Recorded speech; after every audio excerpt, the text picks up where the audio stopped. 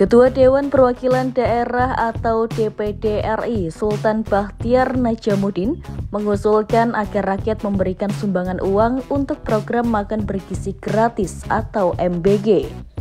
Ia mendorong pendanaan yang melibatkan masyarakat dalam melaksanakan program makan bergizi gratis, yakni dengan mengusulkan pendanaan menggunakan zakat untuk membiayai makan bergizi gratis tersebut. Hal itu diungkapkan Sultan kepada wartawan di Gedung DPD RI Jakarta Pusat pada Selasa 14 Januari 2025. Menurutnya, cara itu dapat membantu menyukseskan program pemerintahan Presiden RI Prabowo Subianto dan Wakil Presiden Gibran Rakabuming Raka. Mengingat anggaran negara untuk mendanai program tersebut sangat terbatas, sehingga dengan melibatkan masyarakat, program ini dapat maksimal. Sultan menilai keterlibatan masyarakat dalam program ini perlu dimanfaatkan. Sultan berpendapat bahwa dana zakat bisa digunakan karena nominalnya di Indonesia sangatlah besar, sehingga bisa menjadi penopang bagi program prioritas Presiden Prabowo tersebut. Dengan begitu, menurut Sultan, pemerintah tidak sekedar menggunakan APBN. Seperti yang diketahui, program makan bergizi gratis atau MBG ini digaungkan oleh Presiden RI terpilih Prabowo Gibran dan telah resmi diluncurkan di 26 provinsi di Indonesia pada Senin 6 Januari 2025, di mana ada 190 titik dan 3 juta penerima manfaat di awal Januari 2025. Pada peluncuran program makan bergizi gratis, ada ratusan satuan pemenuhan pelayanan gizi atau SPPG yang dikerahkan di 26 provinsi.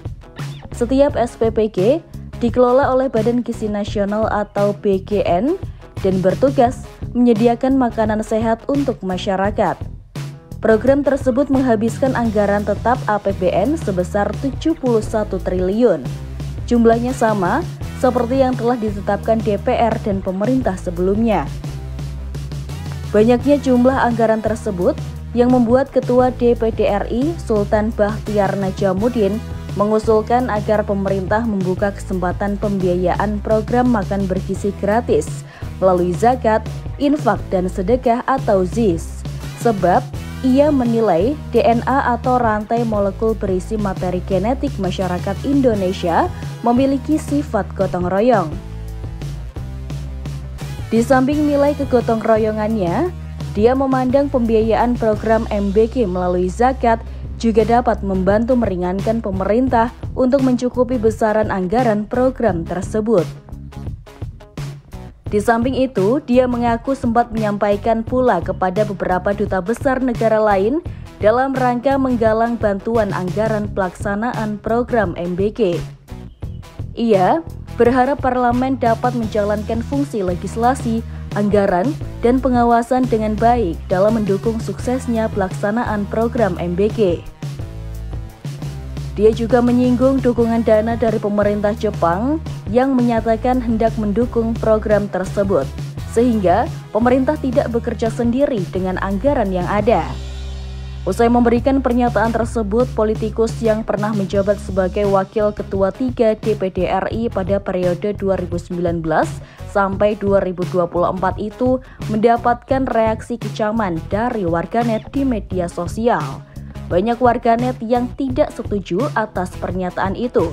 Adanya pro kontra tersebut membuat profil Ketua Dewan Perwakilan Daerah DPD RI Sultan Bachtiar Najamuddin tersebut banyak dicari oleh warganet.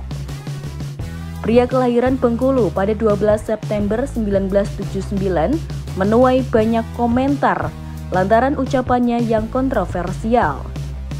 Sultan Bachtiar Najamuddin menjadi salah satu tokoh yang dipanggil Prabowo Subianto untuk menjadi menteri dalam kabinetnya, di mana sebelumnya Sultan adalah Wakil Ketua 3 DPD RI periode 2019 sampai 2024 yang berasal dari daerah pemilihan Bengkulu dengan perolehan suara 191.499. Saat menjadi Wakil Ketua DPD RI, Sultan berperan dalam mengkoordinasikan fungsi legislasi, pengawasan, dan anggaran di tingkat daerah. Ia kerap menyuarakan isu-isu strategis, termasuk percepatan pembangunan daerah, otonomi daerah, serta penguatan kelembagaan DPD RI. Sultan Bachtiar Najamuddin memulai karir politiknya di usia yang relatif muda. Berasal dari keluarga yang latar belakang pendidikan dan politiknya kuat, Sultan terjun ke dunia politik dengan semangat untuk memajukan daerah kelahirannya, yaitu Bengkulu.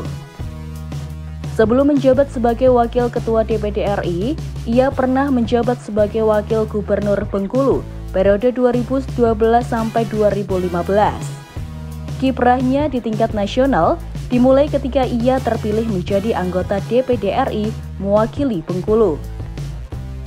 Sang politisi diketahui mendapat gelar lengkap sebagai Sultan Bachtiar Najamuddin SOS MSI berkat keberhasilannya menyelesaikan studi S1 di Fakultas Ilmu Sosial dan Ilmu Politik Universitas Indonesia, serta S2 di Universitas Profesor Dr. Mustopo. Jauh sebelum itu, ia juga tentunya telah menyelesaikan tahapan pendidikan pokoknya. Dikutip dari laman pribadi Sultan, sultanbnajamuddin.com, dirinya tercatat pernah mengenyam bangku sekolah dasar di SD Negeri Kedung Agung Pino. Setelah itu, Najamuddin remaja memilih melanjutkan studinya di SMP Negeri Ulotalo. Lalu pada tingkat sekolah menengah atas, pria kelahiran 1979 ini mengawali studinya di SMA Negeri 1 Mana, sebelum akhirnya pindah ke SMA Negeri 3 Mana. Saat menjadi Wakil Ketua DPD RI, Sultan menerima gaji pokok sebesar 4,2 juta rupiah per bulan. Namun, dengan tambahan tunjangan, fasilitas, dan dana operasional, total penghasilan bulanannya diperkirakan mencapai 70 juta hingga 100 juta rupiah. Angka ini sejalan dengan standar gaji pejabat tinggi negara di Indonesia. Di balik harta kekayaan yang dimiliki Sultan, ada kisah yang membangun yang pernah ia lakoni. Sebelum terjun ke dunia politik, Sultan memulai kerja profesional sebagai seorang pengusaha yang memulai usahanya dari nol. Ia memulai usaha dari tukang servis AC keliling, lalu berkembang membentuk perusahaan sendiri. Sultan juga tercatat sebagai pengusaha di bidang penjualan senjata, bahan peledak, dan tabung gas skala nasional di bawah bendera Asa Karya Group. Keuletannya dalam menekuni sejumlah bidang membuat ia berhasil, tidak terkecuali dalam bidang politik. Sultan resmi menjadi Ketua Dewan Perwakilan Daerah atau DPD Republik Indonesia periode 2024 sampai 2029 dalam rapat paripurna pada Rabu 2 Oktober 2024. Dalam proses voting yang digelar oleh anggota DPD RI baru, ia berhasil mengungguli pesaingnya, Lanyala Mataliti. Selain kecaman dari warganet, usulan Ketua DPD RI Sultan Bachtiar Najamuddin terkait dengan biaya makan bergizi gratis dari zakat dikritisi oleh Ketua Partai Kebangkitan Nusantara atau PKN, Anas Urbaningrum. Menurut Anas, walaupun tidak ada larangan untuk hal itu, zakat membiayai MBG tetapi lebih baik MBG dilakukan dari potongan penghasilan pejabat tinggi negara dan swasta, baik dari pusat maupun daerah-daerah. Anas menegaskan anggaran program MBG bukan dari dana zakat. Ia berharap program MBG ini tidak hanya dapat meningkatkan kesehatan para pelajar, namun juga dapat meringankan beban ekonomi keluarga.